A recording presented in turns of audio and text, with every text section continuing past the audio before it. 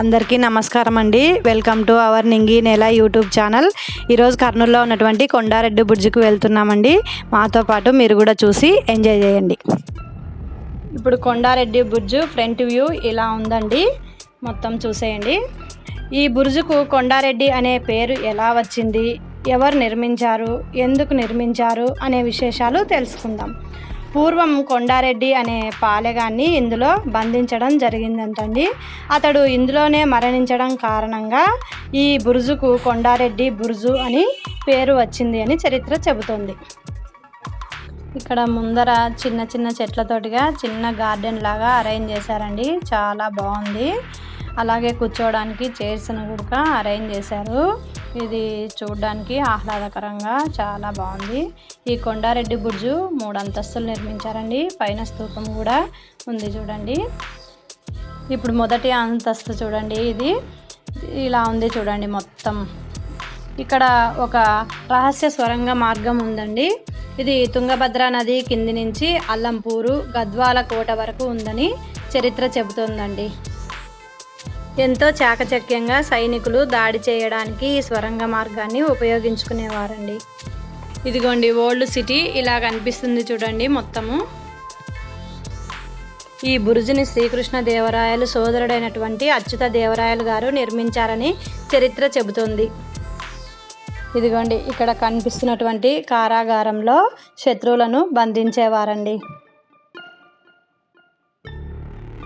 ఇప్పుడు సెకండ్ ఫ్లోర్కి వెళ్తున్నామండి మనము. ఫస్ట్ ఫ్లోర్ అయిపోయింది.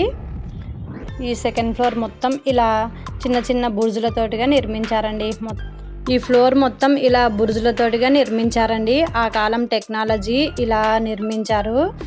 ఈ శత్రువులను ఛేదించడానికి ఇలా బురుజుల రూపంలో కట్టుకుని బాంబులను ఈ హోల్స్లో నుంచి వేసేవాళ్ళని అర్థమవుతుందండి దీన్ని చూడగానే. ఇలా నిర్మించారండి. ఇది సిటీ అండి, బ్యాక్ సైడ్ బుర్జు బ్యాక్ సైడ్ సిటీ అది ఇలా ఉంది చూడండి మొత్తము. ఇక్కడ 4 హోల్స్ కనిపిస్తున్నాయి కదండి, దీంట్లో నుంచి ఒకేసారి 4 బాంబులని దాడి చేసేవారని మనకు అర్థమవుతుందండి శత్రువుల పైన.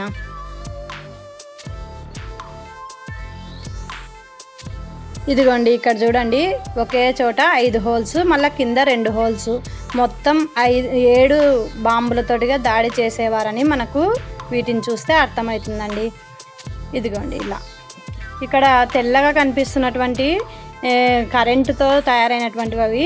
ఇప్పుడు కాలంలో ఇవి అలా వాడడం లేదు కాబట్టి మొత్తం రాత్రిపూట లైట్లు వెలుగుతాయండి ఆ వైట్ కలర్లో కనిపిస్తున్నటువంటివి. ఇప్పుడు దీన్ని టూరిజం ప్లేస్ గాను, షూటింగ్ స్పాట్ గాను పర్యాటకులు సందర్శించడానికి అనువుగా తయారు చేశారండి. ఇప్పుడు 3rd ఫ్లోర్కి వెళ్తున్నామండి. పైన పూర్తి పైన అండి ఇది.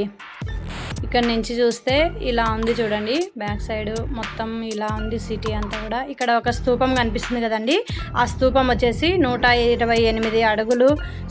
ఇప్పుడు ఇక్కడ చూడండి అంతా మొత్తం బ్యాక్ సైడ్ పేరెడ్ గ్రౌండ్ కనిపిస్తుంది చూడండి. ఇక్కడ కనిపిస్తున్న స్తూపంకి ఒక విశేషత ఉందండి. ఇది ఆగస్టు 15 జనవరి 26వ తారీఖు మన జాతీయ జెండాని ఎగరవేస్తారండి. ఇది మన భారతదేశంలో అతి ఎత్తైన స్థానంలో ఎగరవేసే దాంట్లో 5వ స్థానంలో ఉందండి. Thank you for watching.